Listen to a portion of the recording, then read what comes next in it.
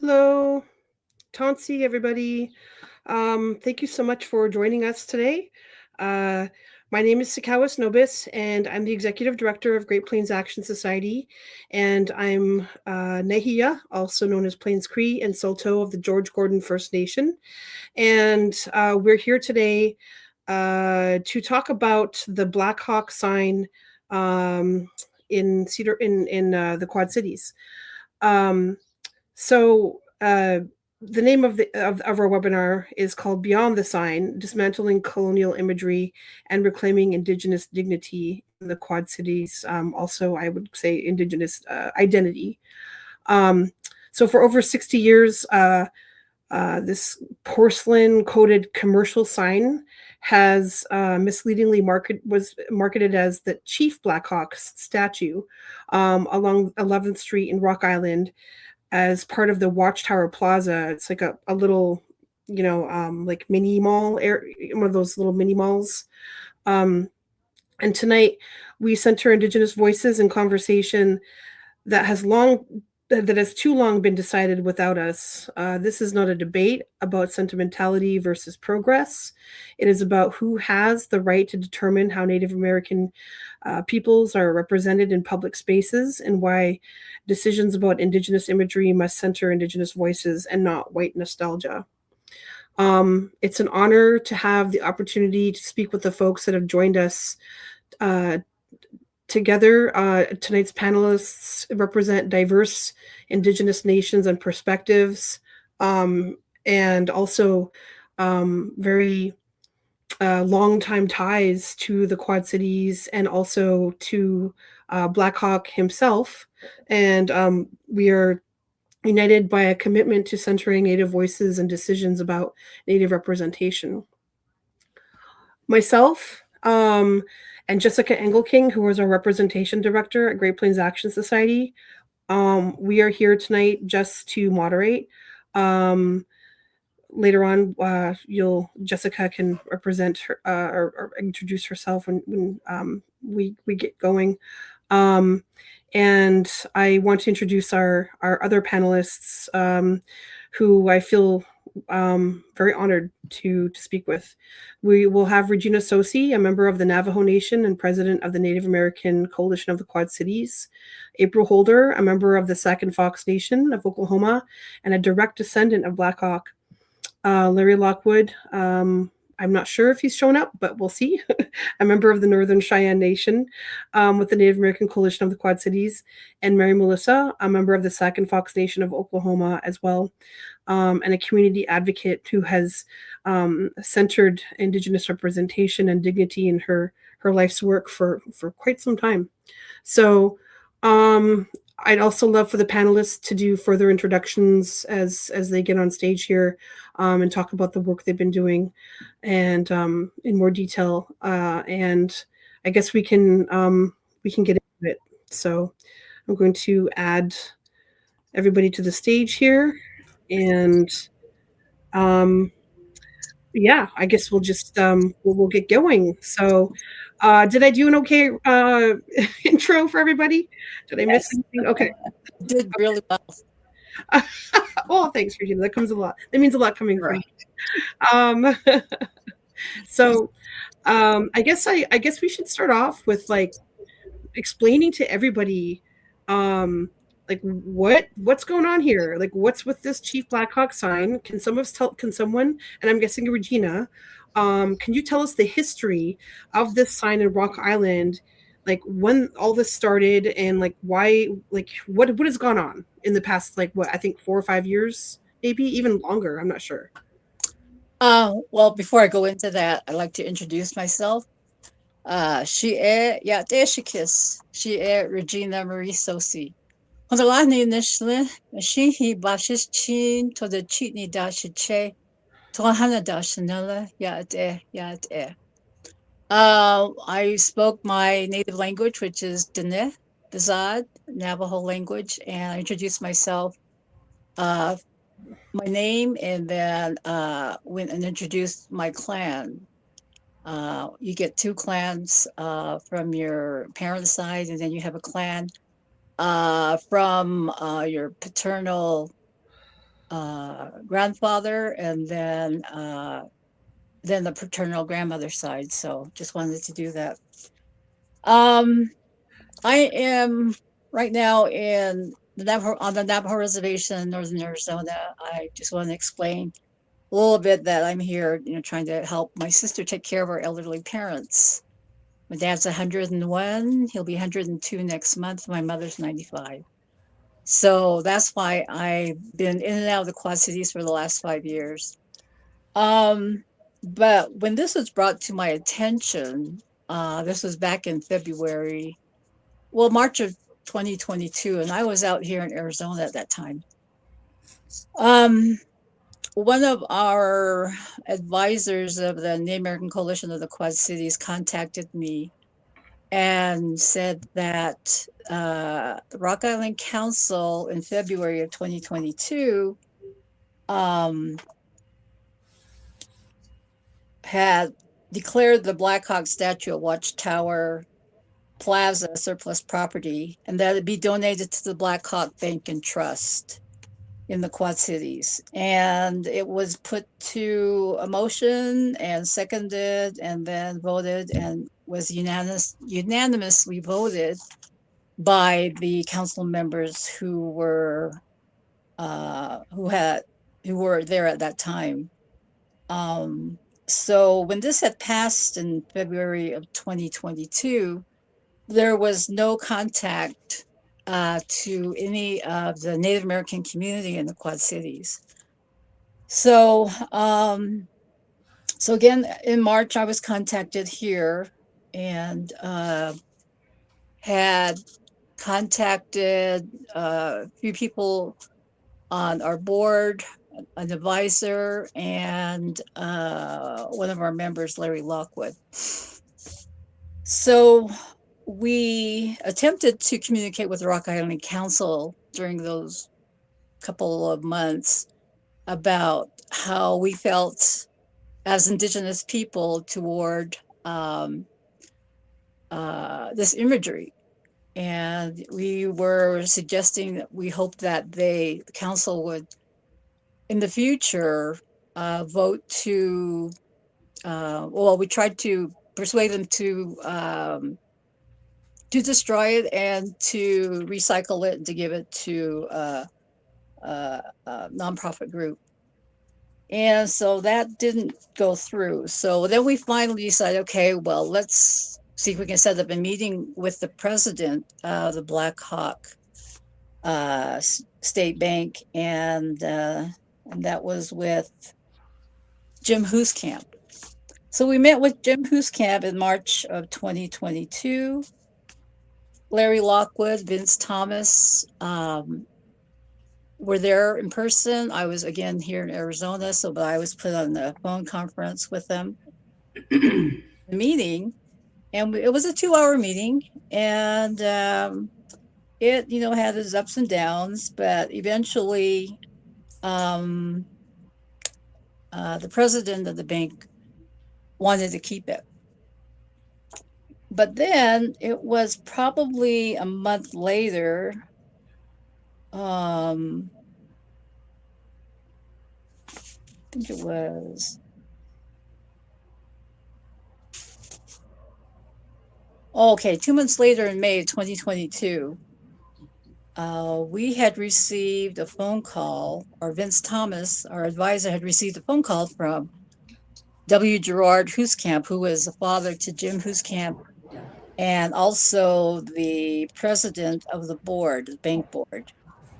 And he informed Vince Thomas that the board took a vote and they decided to rescind the donation, meaning that they weren't going to accept the donation.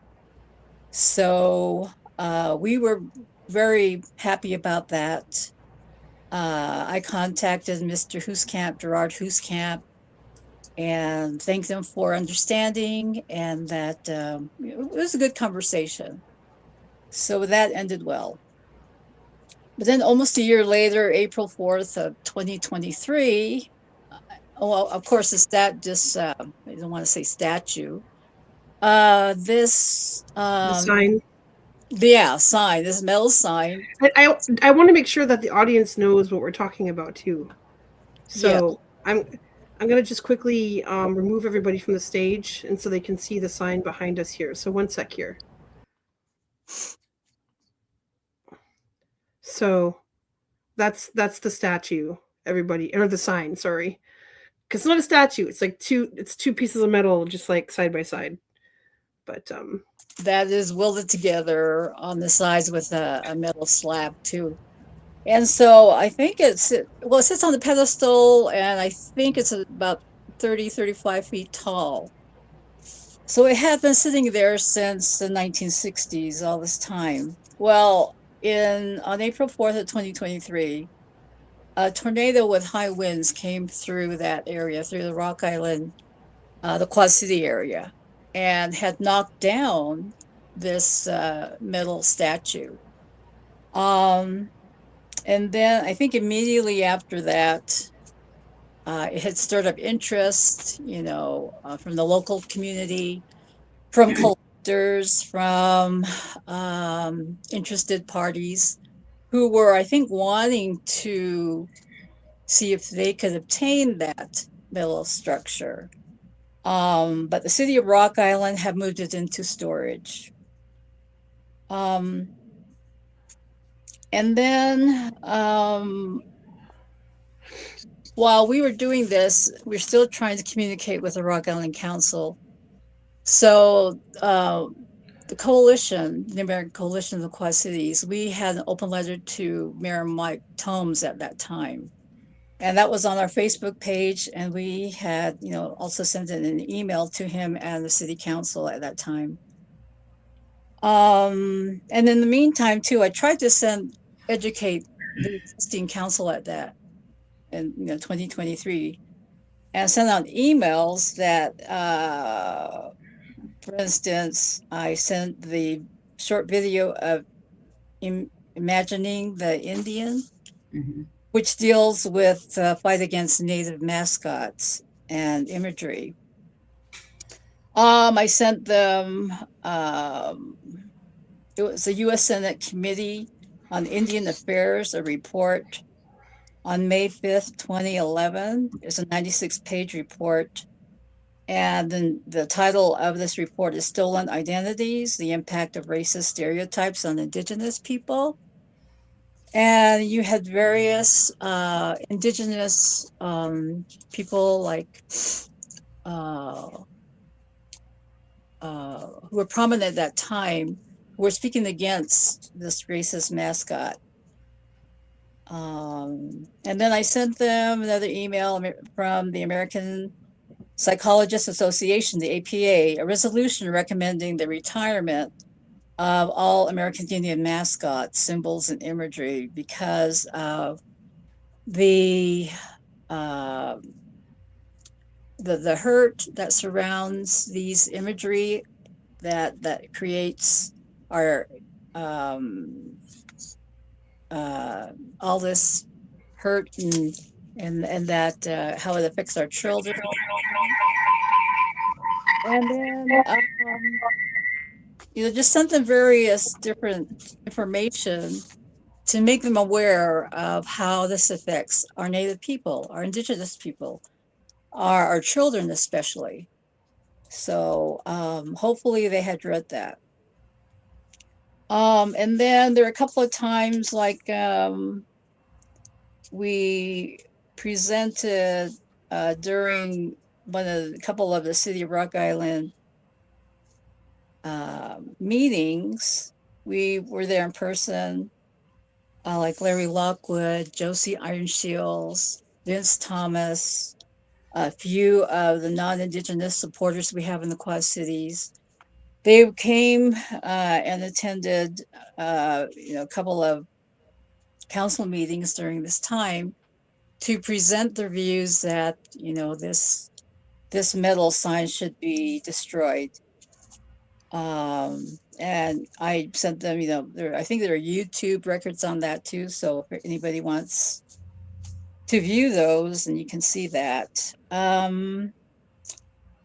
And then the only time I was there, I was in the Quad Cities June 2023.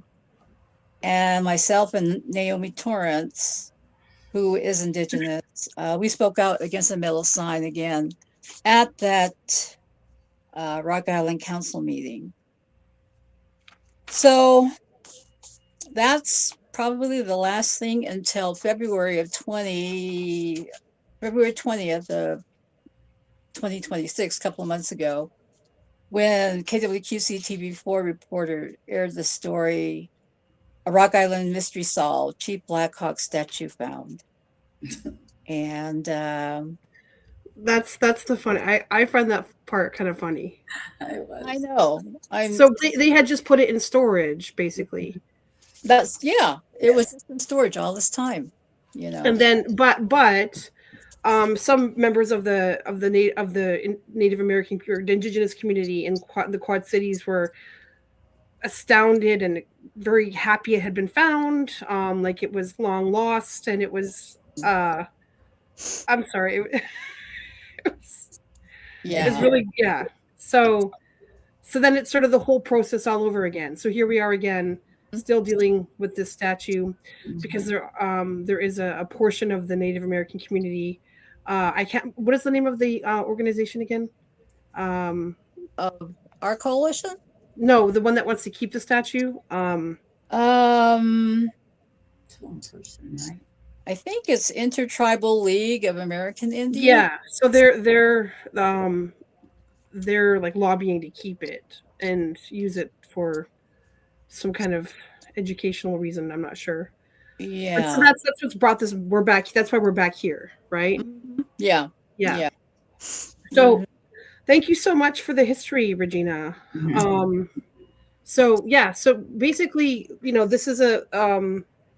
this is something that's problematic, as we all know. It falls into the realm of mascot territory, like racist iconography. And so I was hoping that we could speak with April and Mary. Mary, are you a descendant of Blackhawk? I wasn't sure. No. Oh, okay. No, I'm not.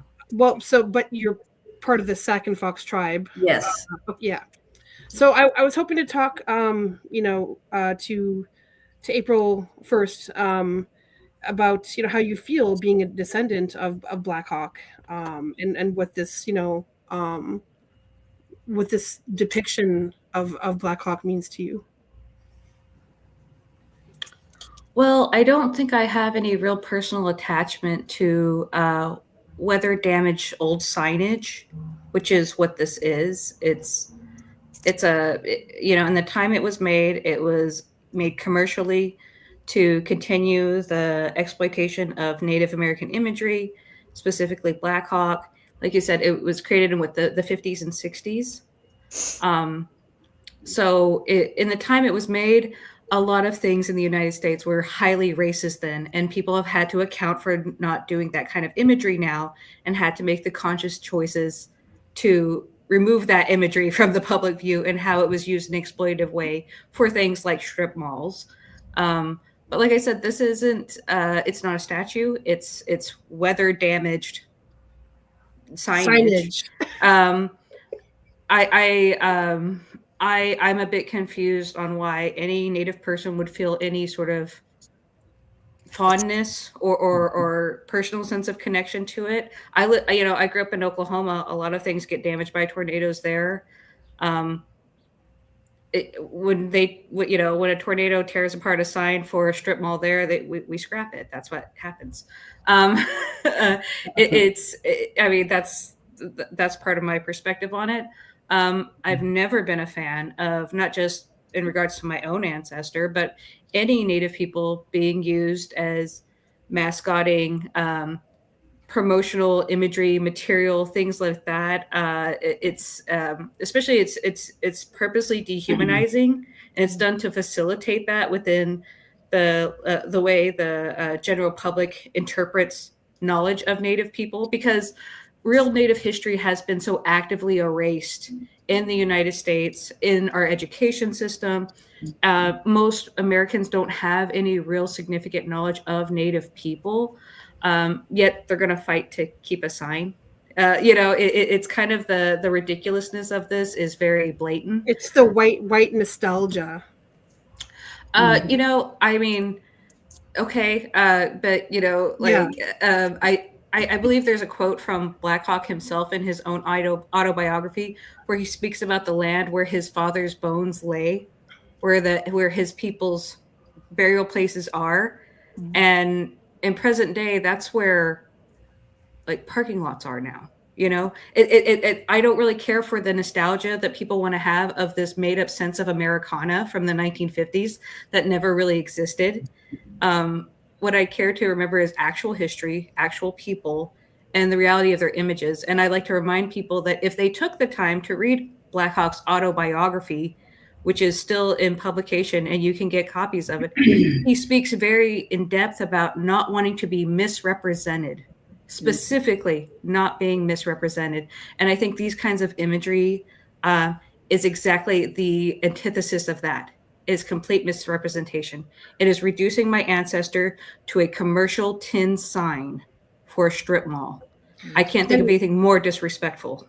Also, they keep calling him chief. Right. Yeah, and he wasn't. He was a warrior. He led our people in resistance in a fight against the expansion of the U.S. government. But that's not our internal structure within our tribe of what a chief is. He was more of what you would call a revolutionary, if you would want to put a term on it. Mm-hmm. That's wow, thank you. That's a lot. And I have a question for April actually coming from this, because it delves right into the mascot realm of things.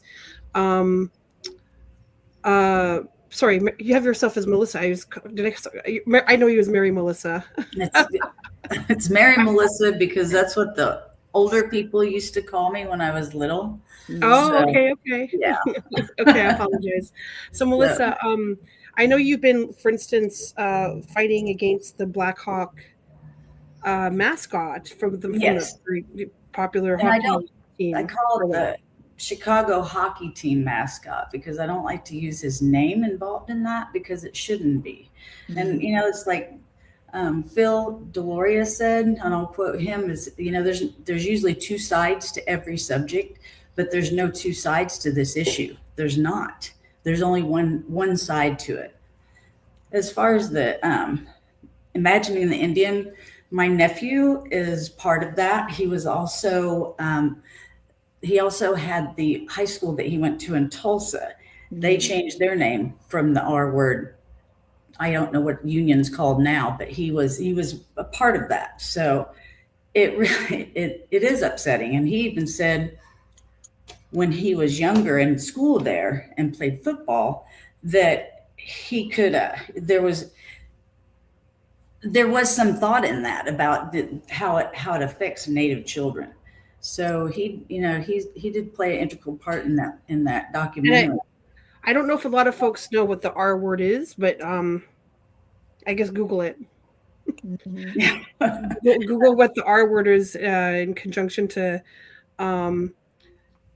Native Americans and racism, and of course, just think of the Washington team, and you'll know what we're talking about. And you have to look at the statistics too, as far as what was it? I think I looked it up. Like 30% or a third of the Americans think it's okay to have blackface. So can you imagine how many think it's okay to have improper Native American mascots? Well, we know this because thousands of them, like 40,000 of them will show up to a game, dressed in, well, not all of them, but people, like, there'll be a lot of people dressed in red face. And I mean, in Oklahoma alone, there's 165 schools with Native American mascots. I thought it was bad in Iowa. We have 28 here. In Iowa, didn't they just pass a law though? No. No, Oh. Illinois. Illinois did. Oh, that was Yeah. Illinois. Okay. Really I think the Senate, Illinois Senate. I know California passed the law for no Native American. Yes, so did Colorado. So my question, so I guess getting to the point is like, how does this to you fall into the realm of mascot territory, this sign? I think the imagery involved is, yes, Yeah. definitely, because it's fabricated. There's there's no true identity to it. So yes, definitely, there's a connection there. Yeah, thank you. Like it's a business mascot. It's a mascot for a business. For business, yeah. And they have a painting. I don't know if it's still there on one of the buildings downtown. I mean, I've spent 10 years of my life in the Quad Cities. I worked with Regina and Larry and a few other people, Vince, and there's always been that camaraderie with fighting against things like this. So Regina's work, she did a lot of work. She kept all of her notes, and she's always been that way. But yes, definitely. So another question. Well, actually, this was well, I had this question for Larry, but maybe somebody else could answer it. So there's the things that have been advocated for in terms of this sign on your side, or the side that doesn't want it around anymore, are to like recycle it. What else? I'm not sure. Well, destroy, recycle, and donate. Okay. And donate it to a worthy cause, donate it to Indigenous children group, donate it to the homeless, donate whatever comes out of recycling that, to some worthy cause. Yeah. Any other ideas for it that have come up just in conversation with other folks? I don't know if what is it worth? I mean, as far as scrapping it, I think just scrapping is the best idea. That's what I thought at the very beginning.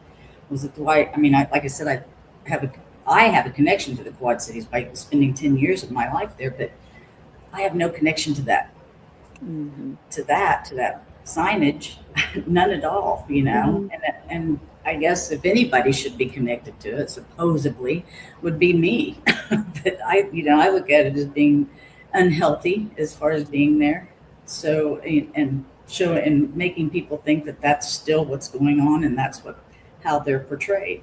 And another thing we need to think of too in the future, if this signage is still around, let's say someone has something good to do with it, who's to say 20, 30 years down the line, what's going to happen to that? Will the following, the future people who may buy that sign or collect or buy the sign 20, 30 years down the road, what are they going to do with that?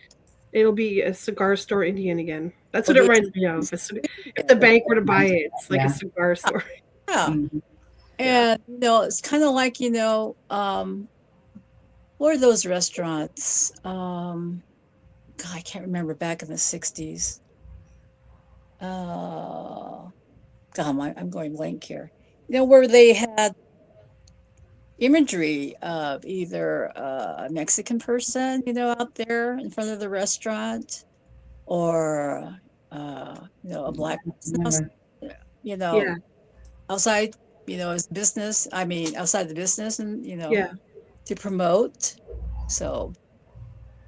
Yeah, this is going back pretty far back in our civil rights. In our civil rights movement. I mean, it shows you very definitively how much the Indigenous fight is still ongoing. Yeah. Whereas I feel like a lot of other fights have moved forward. We're still we're because of the erasure and the severe stereotyping placed upon us, by this country and its society. We're still so far behind in so many ways.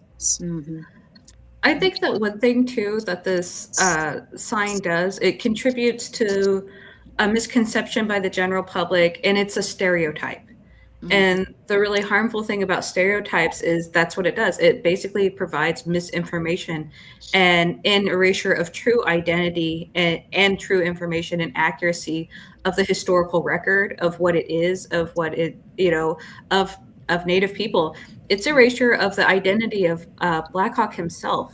I saw where someone mentioned in the chat there's banks, there's many things in Rock Island and Davenport that they like to use, my ancestor's name, but they really don't want to uphold anything that he was about, or that the reality of that history. And it's not, aside from the Blackhawk Museum and actual institutions that are dedicated to educating people legitimately, there's not a lot of things to push the truth of that history, and things like stereotypes erase the accuracy and create a different narrative. And I think that that's something that's important, and it's good to have these types of forums to bring it to the general public's attention, because public consciousness of it is what leads to creating policy. Like you said before, there are states who have made laws and policy and things to combat the harmful use of stereotypes, of racism, of mascotting, and how it does directly not just harm Native communities, it harms American communities. Americans should want to be educated and know the truth of their own history. Native American history is American history. People should want to know it. Education's a privilege. It's a right we should have, and we should demand accuracy. I think that that's a really important part of it for people who are viewing this topic and this, like I said, the signage from a different background than Indigenous community, and it's a good perspective to have. Absolutely. Thank you for that. I'm going to add Jessica to the stage. Thank you. I'm so glad you could join us, Jessica. We're having technical difficulties for a while there. I was wondering, Jessica's here to help moderate, but also has some good information, as our representation director has done a lot of help and work on the issue with mascots. And I was wondering if you could tell us a little bit about the harm that this like racist iconography can do to children.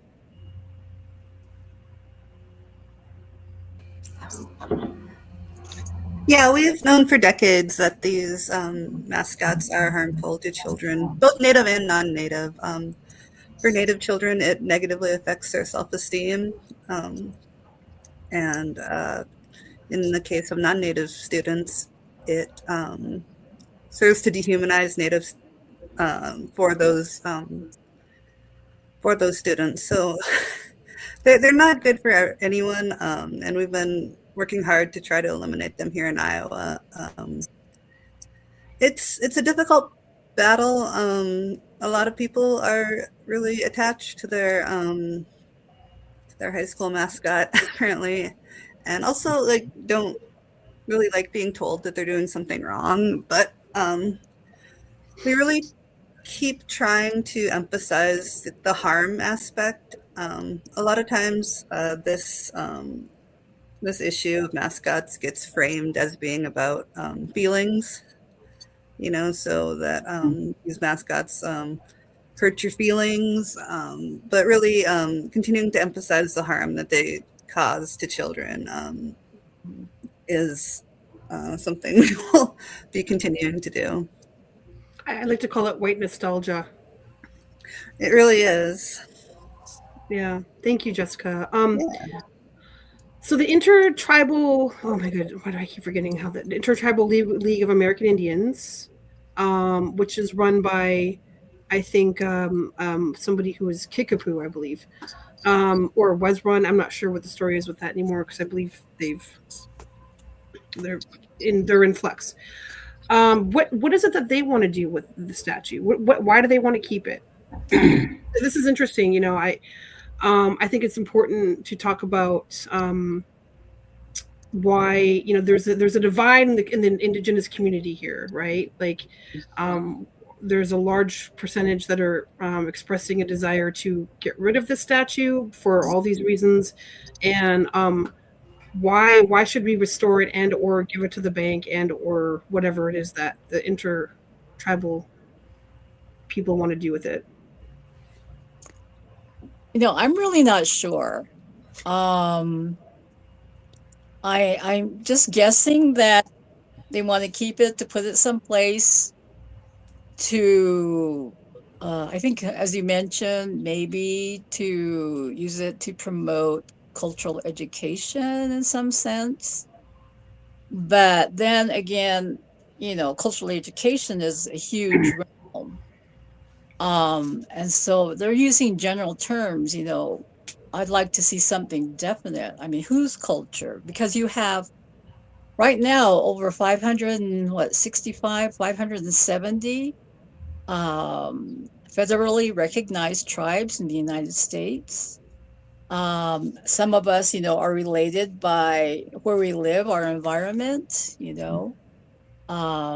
some of us, we're all over the place, but we do have our distinct cultural and traditions and language and foods and spirituality and ceremonies. We all kind of different in that sense, but being from this land, this is what ties us Indigenous people together, because everything is based on the land for our people. So when they say cultural education, what a show and tell kind of thing, to appease the general public, or are they going to really go in depth to current events that really affect Native people, like MMIW, missing and murdered Indigenous women and relatives, the boarding school issue, the cruelty that we as Native people, since the Europeans came over back in 1492, it's nonstop. Are they going to water that down? How is this going to be presented? If someone takes this over, because in this sense, as a mascot, we're dealing with our image. We're dealing with our identity.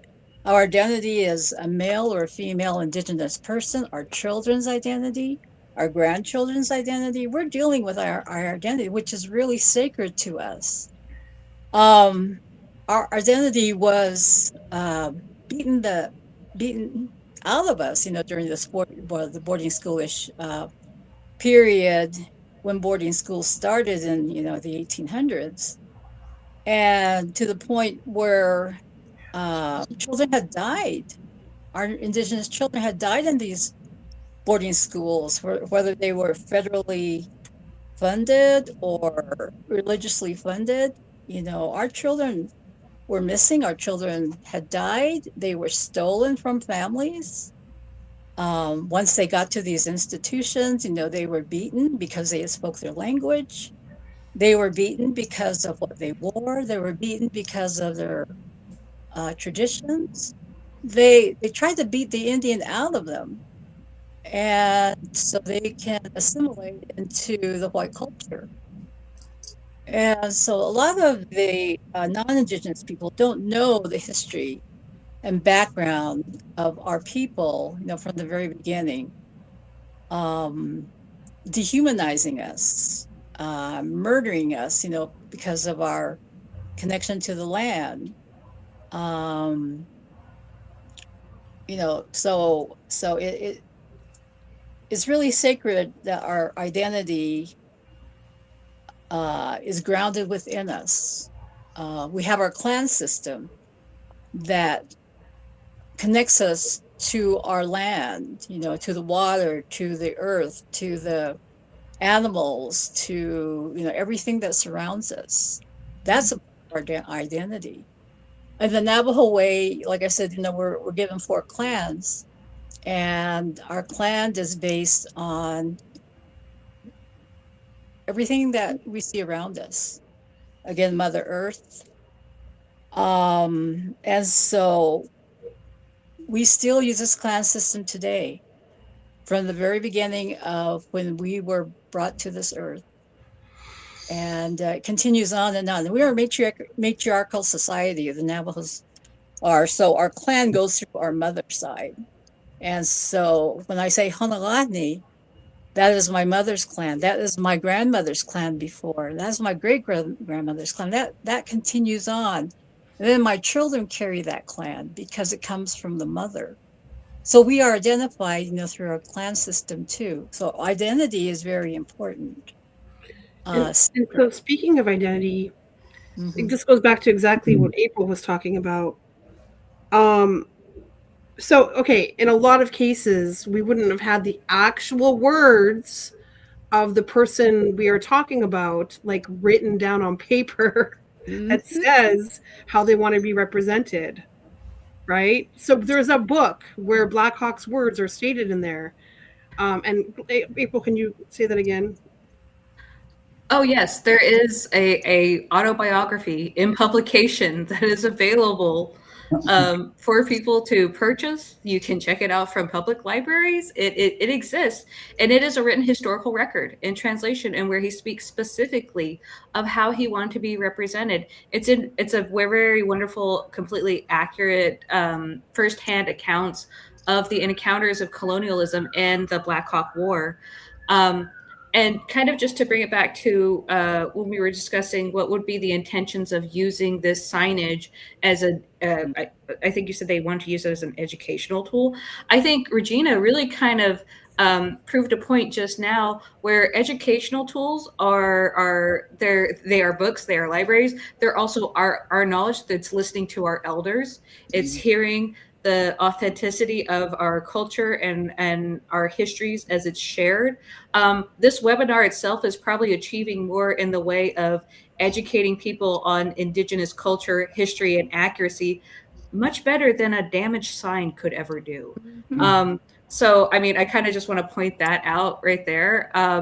There's many sources for education. I don't think we have to go to stereotypes, damaged signs, or hockey teams to be educated. I'd like to think that people would expect a better quality of source for education and information. And like I said, Blackhawk, he gave statement that was translated. It is his biography. It holds a lot of cultural knowledge. It talks a lot about the lives of Sauk people prior to colonization. And that's a historical record. And speaking of Sauk people, Melissa, has the tribe said anything about this? Oh, sorry. The There's a high point of contention with me and my tribe. But, sorry. I'm so sorry. They have partnership with the Chicago hockey team. And it's terrible. I mean, I about 3 years ago, I did a lone protest in front of they were playing. The team was playing, and some other Sauks were inside putting on the minstrel show while I was outside protesting them using our name. So yeah, I'll let April. But it's not. On it, but I just want to say, in general, in Indian country, there's not. Well, that's not true. I mean, the amount of people that. Oh yeah, go. Yeah, I was going to go on. Please go on, April. Oh no, I was going to say just to support Mary Melissa, because I've grown up knowing her. We've lived in our community. I think tribal government, which is what the Sac-and-Fox Nation of Oklahoma exists as now, as a federally recognized tribal government. It's just like the regular U.S. government. The U.S. government administration doesn't always fully represent the will and want of the people. And I think all of us can kind of understand that on a very personal level. I love my people very much, as Mary Melissa does too. That's our core foundation of who we are, as our heart and our community. Sometimes the choices made don't always reflect what we would like for there to happen, but things can also change generationally. I think that it's having these conversations, having these difficult conversations, and bringing this knowledge to people helps enlighten those choices and gives us a path to better understanding of how to treat each other, even in the course of tribal government in the future. So that's always a possibility. Yes, and it's just it's not just the idea and what they've done. On top of it, it's the amount that they've sold themselves for. I mean, that's, to me, that's, just, it reflects on all of us, on all the tribal members. So it's not good, because I mean, now there's people, oh, you're Sac and Fox. Oh, so you're for mascots now, huh? No, I'm not, because there's that association now. Mm-hmm. Yeah. So, like within Indian country, I have no idea. I mean, I don't think there's an overarchingly large percentage of people that support mascots. Mm. I would think more I don't live in support it. Oklahoma. I mean, yeah. As Native American people, we're not a monolith. There are people that come at these subjects from many different viewpoints. Right. But I think that there has been more of an effort over decades by many people, by many Native educators, scholars, activists,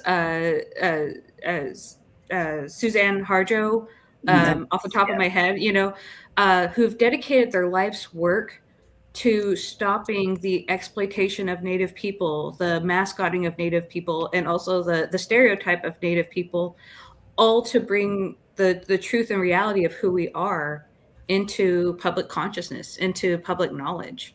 And I think that that's it's very difficult for us as Native people to have to fight these battles, and sometimes have to do that internally within our own communities, when the bigger goal is for rights to be upheld, treaties to be upheld, real policy changes that are made to protect Native people's sacred sites, traditional sites, ecological rights, protection of Native people's land, water, hunting, fishing, protection of Native women, girls, trans, two-spirit people.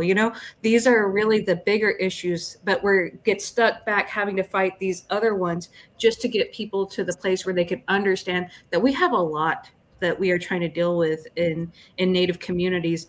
A lot of it is in direct result of the dehumanization and the treatment of us due to colonial violence and due to this history. So when we focus on the history and trying to get the accuracy out there to people, it's not for nothing. It's not just that we want to, tell people what happened to us. We're telling people what is still continuing to happen in our communities. Yes. And I think that gets sort of lost, and it takes more time for people to digest all of that information. Mm-hmm. And plus our numbers aren't that huge. What are we, 4.5 billion? Something like that. We're only, less than 2%. Well, we're much bigger if we don't consider that border. Right. True. But it's been estimated like before Columbus came, we were like, what, 75 million, 80 million? Nobody really knows, but we know that we were massive, and yeah, we were. Yes. It wasn't their superior technology that genocided us. It was the filthiness. Yeah. It was the disease. But back to there's a couple of questions on here on our chat. Can I pose those to you guys? Mm-hmm. Sure. Or like one's a statement, one's a question. Jane, excuse me if I don't know how to say this right. Simonson says Blackhawk. What? Sorry, what was that? Simonson. Thank you. See, it's the Canadian in me. It does that. Blackhawk Bank and Trust still uses his image on their signs. Is that so? What do you think of that? Jeez, that's why they wanted the sign, right? They wanted to put it outside their bank and add it to their collection or whatever. Yes. And then in their advertisement, they do use the word chief, again, when he was not a chief, just a great warrior. So, again, Should people like boycott the bank? Gosh, I don't know. Our accounts with that bank too. It's terrible. living in the being native and living with the hypocrisy, right? Really, exactly. Everywhere. There's a diversity clause that they might have to follow. Maybe that they're not honoring, because you're dealing with stereotypes, you're dealing with racial identification. So maybe they might be breaking some kind of I don't know, some kind of diversity clause or something. So, I've never taken the. You can tell I'm from Oklahoma. I've never taken the time to really look into it myself, but I know that there are some things about protecting an individual's identity, especially if they have high visibility. It's why people can't just use, George Washington's image. Like there's things protecting. It's almost like protecting the intellectual property of the identity of historical figures. Oh. And I always wondered why that doesn't apply to Native Americans. Interesting. But it really does. I mean, not just my ancestor, not just Blackhawk, but there's a lot of places that are named after different historical Native figures in different states. And I was like, isn't there something that protects that from happening? Savages, remember? Oh yeah, I know. I mean, that's Indian savages. I always, it's those types of things and that kind of awareness of that where I'm like, in the overall view, it's okay to dehumanize a certain group of people, and the United States in this country's history, they've done that to multiple groups, not just Native Americans. But it's always a continuous thing that people have to kind of bring up and make awareness of. And it always seems like whenever it is a stereotype or something exploitative, it's the only time when non-Native people really get upset. I think it was like on Twitter a couple of years ago where someone said they took the Land O'Lakes mascot Native woman off. And they're like, that's the only time a Native woman's gone missing where someone else cared, because they don't, they worry about these imaginary things, like I said, it's a tin sign.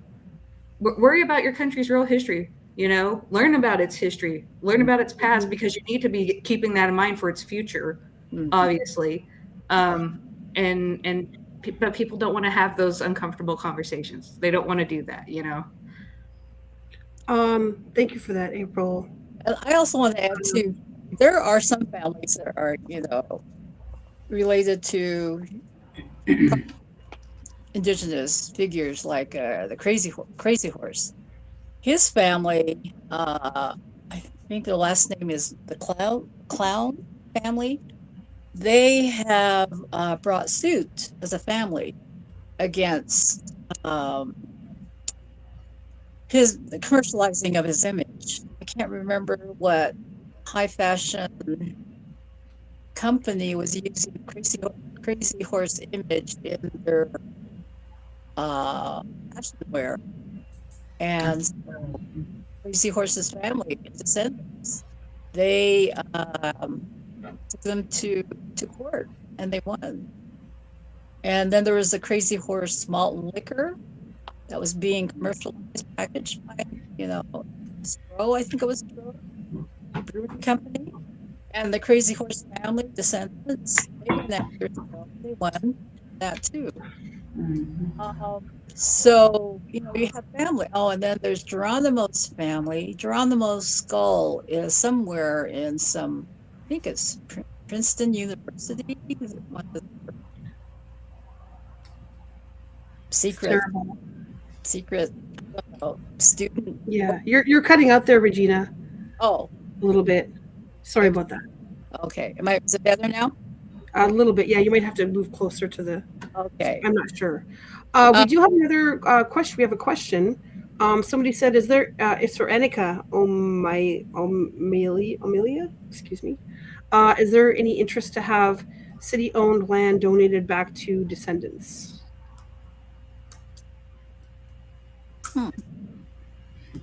I think that would be the city rock.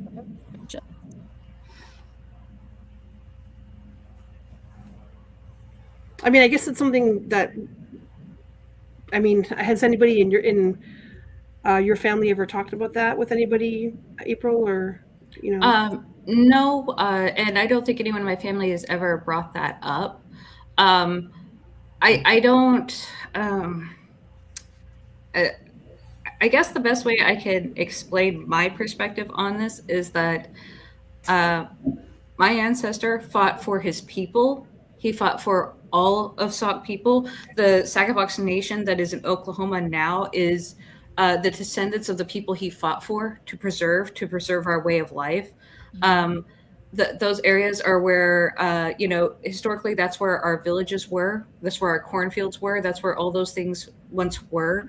I don't think that if it were to be in any part of my own personal possession, I don't think that that would be even what was intended on by my ancestor when he defended that land. I think that the bigger conversation that can be had and is happening all over for Native communities is what land back is, which is the reacquiring of traditional land for stewardship and care in the traditional permaculture methods of the tribe pre-colonial existences. And that would be an effort that would require all people in my nation to get behind, not just descendants. And there hasn't been any discussion of that, but I mean, I personally feel like it would be something that would be more that would be about not just the descendants, but the tribe as a whole. And that's where I feel like that responsibility would be. So Thank you, April. I have a thought. We should buy the book for each member of the Rock Island Council and highlight the part where Blackhawk talks about representation and send it to them. That's a good idea. We should take that part. We should also publish it online, so people can understand and have more conversations around identity and representation. or just push for it to be on a reading list at the schools there. That as well. For anyone living in the Sauk people's occupied homelands, learn about what that land is and what it meant to our people, what it meant to Blackhawk. Know where you're at, because part of what he speaks about is how, like I said, that's where the ancestors before him, that's where their bones lay. So no more if you're going to stay there, right? If you're gonna start calling that place home, learn what it really is, and maybe encourage that in the city, in amongst the public educational environment. Yeah, I mean, Regina, you were a teacher there for many years. Had anybody taught that book that you know of? Not that I know of. In American history, there's only maybe a page and a half that referred to Native American people. That's it. Sorry, you're cutting out again. I'm going to go to Jessica quickly here. Hey, Jessica, I think this is a great something to think about in terms of our representation initiative and all the work. Jessica's been doing amazing work with schools and universities across the state. Maybe this is something we can look into, talking to the school board and seeing if this book can be represented at some grade level in some way. I attended college in Moline at Blackhawk College, and I also attended in Oklahoma at OU. Now, there's a stark difference in what you learn and how you learn it too. I mean, because Oklahoma is still Oklahoma, even when it comes to professors. So I think Illinois would more than likely be very wide open to something like that. And by the way, that book's out on Audible also. Oh, cool. Well, we're going to have to get it for our library as well over here at our hub. All right. So, is there anything you think that we missed as part of this conversation that you want to add? Any of our guest speakers?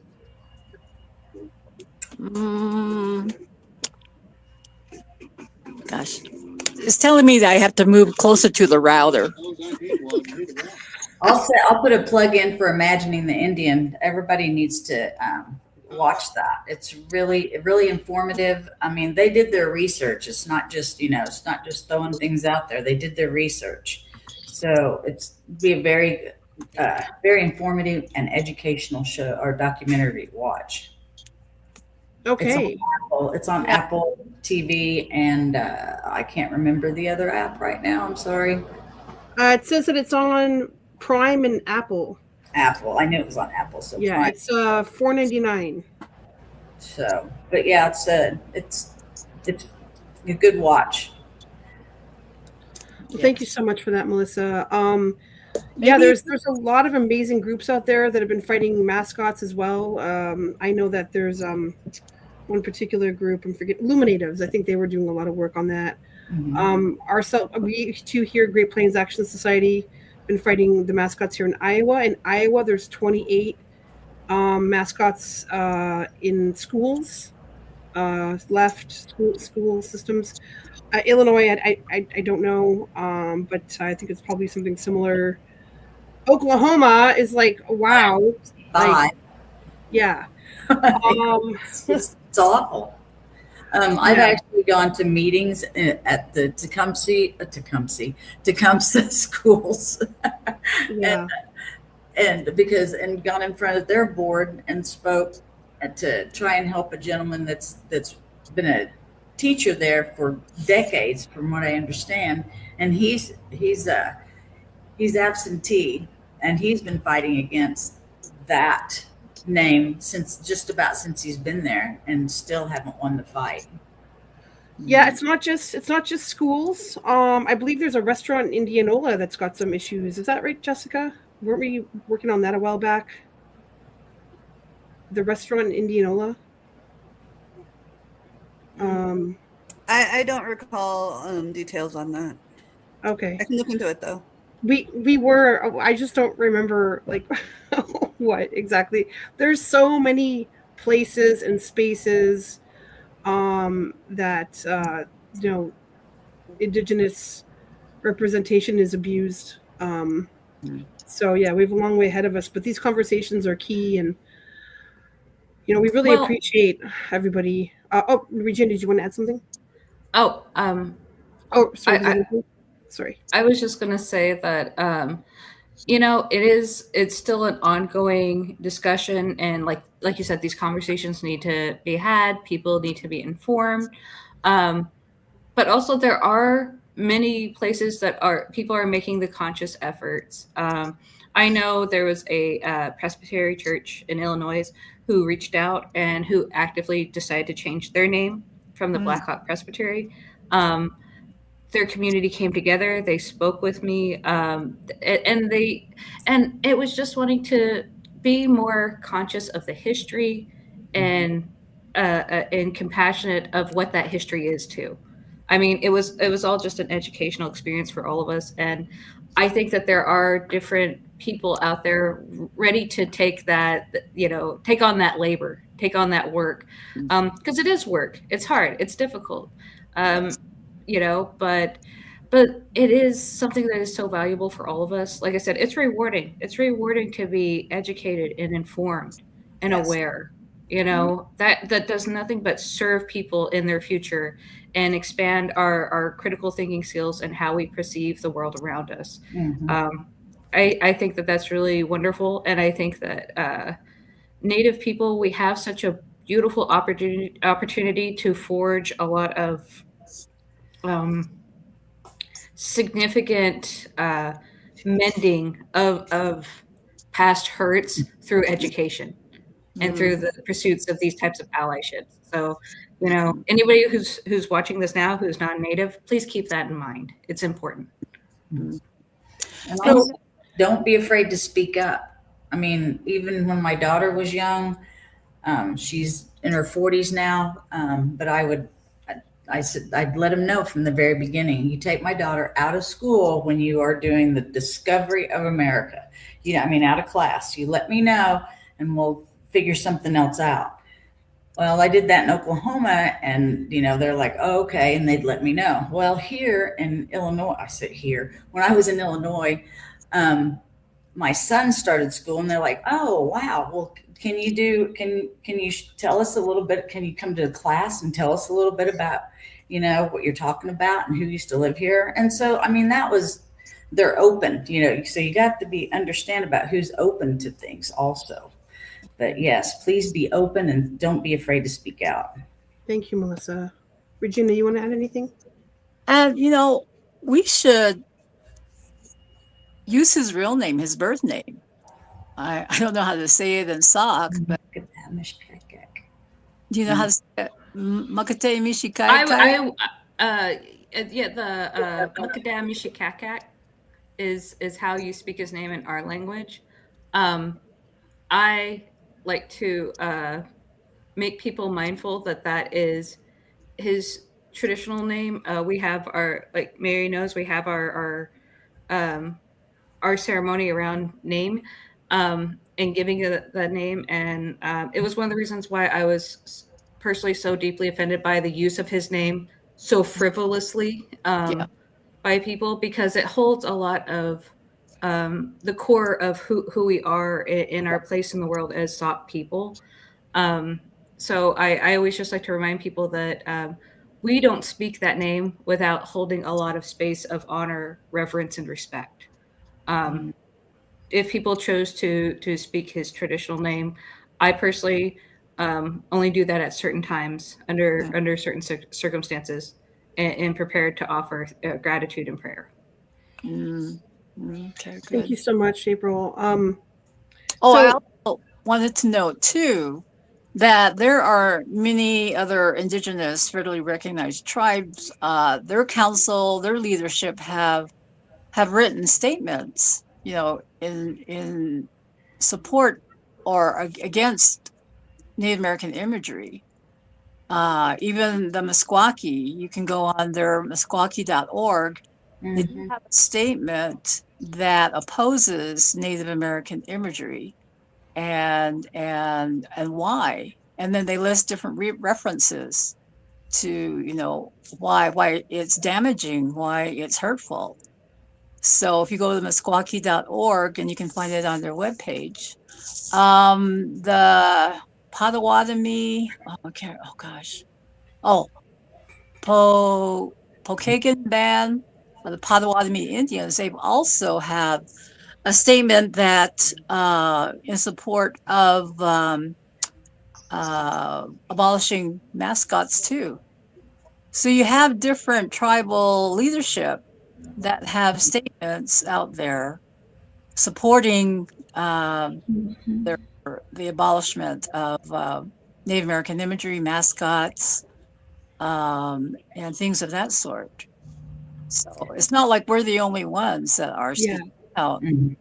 A large group of Native peoples have. Thank you. Oh, somebody said here, Kickapoo have a resolution as well.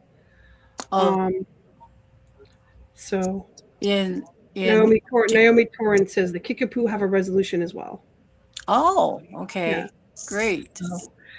Kickapoo of Kansas, Oklahoma, Texas, where? I'm not sure. Naomi, if you can clarify, that'd be great. But I just want to say, so moving forward, right? Like, what are we going to do? Like, so we always have to have a plan of action, right? And so my thought is there has to be like a very explicit plan, like to put forth to the city, which I'm sure the Native American Coalition of the Quad Cities has already done, but we can resend if you want, or help support that. If the letter, if you want us to help publish it. So the plan would be, the ideal plan is to just take it down and recycle it, use the funds for something that can, just, I'm sure it's not going to be a lot of funds, but they can donate it to something. Right.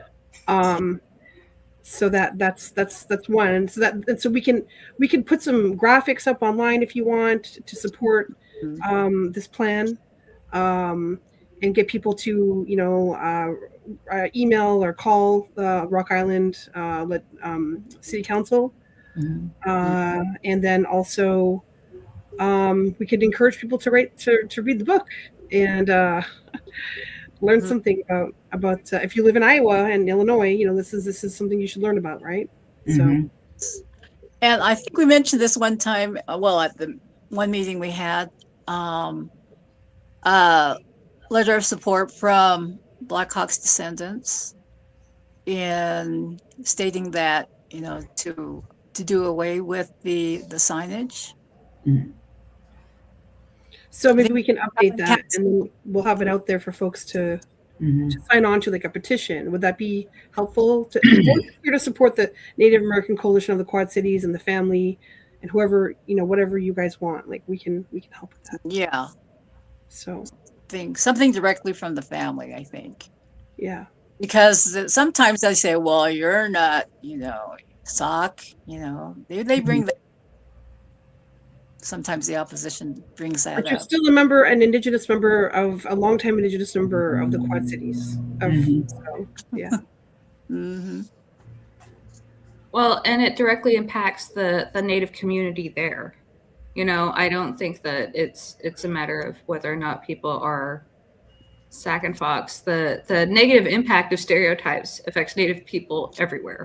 And like I said, I part of me is a little frustrated because I feel like this is a ridiculous conversation to be having. It's a weather damage sign that should have been it should have been recycled without thought easily. Speaking of that, the Thunders took it away. Right. Yeah, it was taken during Yes. and Blackhawk was his Thunder. And there was a reason. Yeah, I mean, just from that traditional perspective, a choice was made. So we should honor that. By a higher power. Yeah. But I think it's odd that in my opinion, it's a little odd for the city council to put a lot of people through a lot of time and effort for this decision when it seems very clear and easy to me. What should have been done in the first place. Well, I think also there's a lot of lobbying going on from the Intertribal League of Indians because they made T-shirts. Yeah. Oh gosh. Oh, that's they right. did. Oh my gosh. T-shirts. Yeah. What? Exploitation. Exploitation of. I'm sorry, I'm laughing. I can't believe that. That's just terrible. They made T-shirts. They made T-shirts. Yes, somebody. I don't know. Somebody on Facebook. Oh, like T-shirts in favor of the sign. Yes. Save Blackhawk or something for that matter. And I don't know what they sold them for. I don't know. I'm not sure. But then again, exploitation. And I mean, people have personal motives and people want to make personal gains. In my experience, when people decide to exploit even an ancestor's legacy in order to try to gain something personally, that's a level of kind of a moral bankruptcy I'm not willing to even think about. But I think as a Native community, we have to, like I said, we have to start having those talks within our own community and sometimes call people in to have those discussions. Yes. Yeah, sometimes I feel like people are looking for something, for a cause or something, and this might have been what they thought could have been that cause. But I think that both Regina and April made it very clear, and Melissa, actually, the three of you made it very clear that there's many other things that we can be putting our focus on, our attention on. So, so we have some, and then lastly, the third thing I wanted to mention is, why don't we talk to the school board and see what we can do about getting this book in the curriculum. With that being said, Imagine the Indian, they're actually making it for teaching for educational purposes. If you go to to their website, you can see their resources they have for teaching. And so that's a great opportunity right there to be able to teach.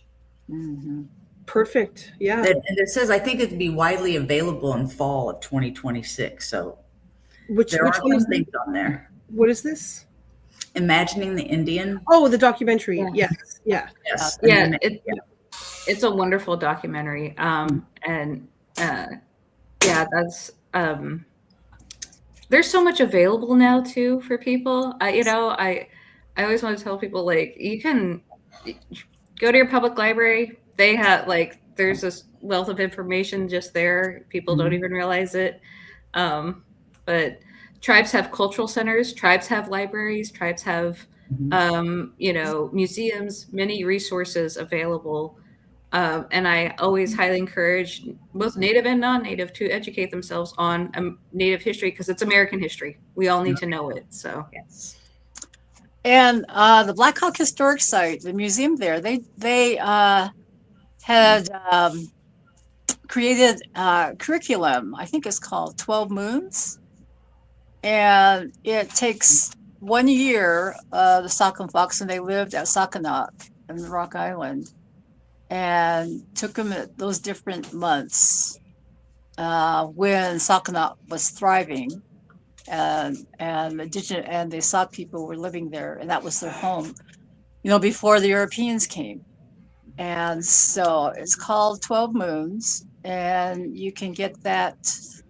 Our educators can get that. Go to blackhawkpark.org and just search for the 12 Moons curriculum.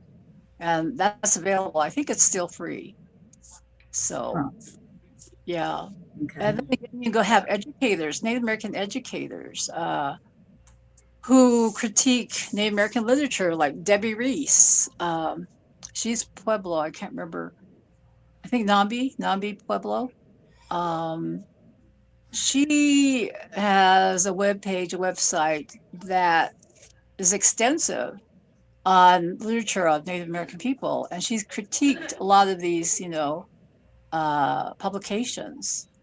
Gosh, you could just Google Native American curriculum, see what pops up. There's a lot of books on mascots, actually. There's a lot of books, not just mascots, but representation. So there's a wealth of information out there. Part of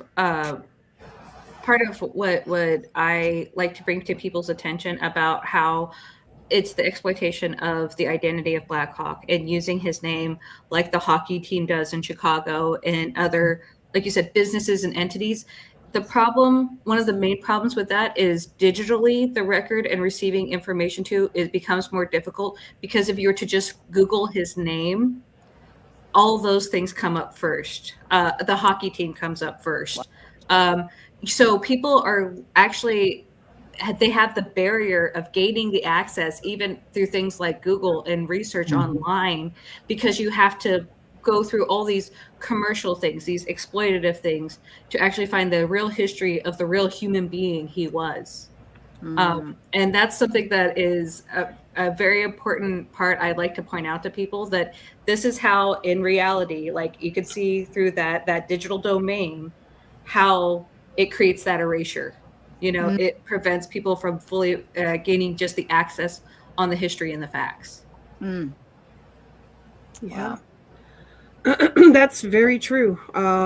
Always being shrouded by colonial veils. Always being like put to the bottom of the pile, by colonial desires and how they want to, or again back to what was it?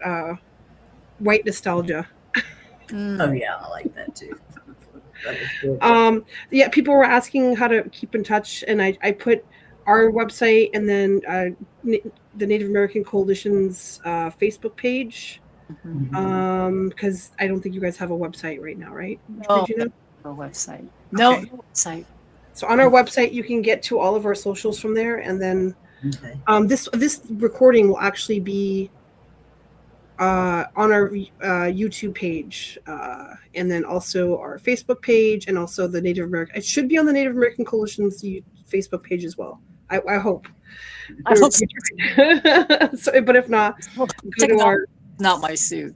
Yeah, if not, go to our YouTube and Facebook page if you want to look at this again later or share it with people. Mhm. So I think we should get going. But Jessica, you are a representation person here at GPOS, and I just wanted to give you a minute if you want to add something, to this conversation since you were kind of locked out for the most part of it. I do apologize for all the technical difficulties I was having earlier. But yeah, there's like not much to add because you all did such an amazing job explaining the issues and Not me. I just got oh, I'm sorry. Oh no, go ahead. Okay, I just got the message stating that the letters of support, to the city of Rock Island would be very helpful. Oh, okay. Yeah. When's their next meeting? Do you know? They meet on the second and fourth Mondays of the month. So, the 27th is their next meeting. And then May 11th and May 25th. Okay. And you can get that all on their website too, if you missed that information. Okay. Yeah. I hope they were watching. I hope the council member, because they were the I think one of the council members was on here. So yeah, thank you so much for everybody who came today. We appreciate you hanging out with us and listening to this conversation. And I really hope some folks learned some things or were inspired, and feel like you want to take part in helping with this problem. It might seem like a small problem, but these small, like dealing with these issues leads to bigger change. So our guest speakers were amazing. Thank you so much for all your information, and we'll continue to work together and keep everybody with the information they need to help out. And just watch our socials and both on our page and on Native American Coalition of the Quad Cities, and hopefully we'll get this fixed very soon. So Hopefully. yes. Thank you, April, Regina, and nice to meet you too. Yes. Thank you, everybody. Thank you, everyone. Thank you all so very much. I truly appreciate you. Thank you. us Thank you. doing this, hosting. Yes.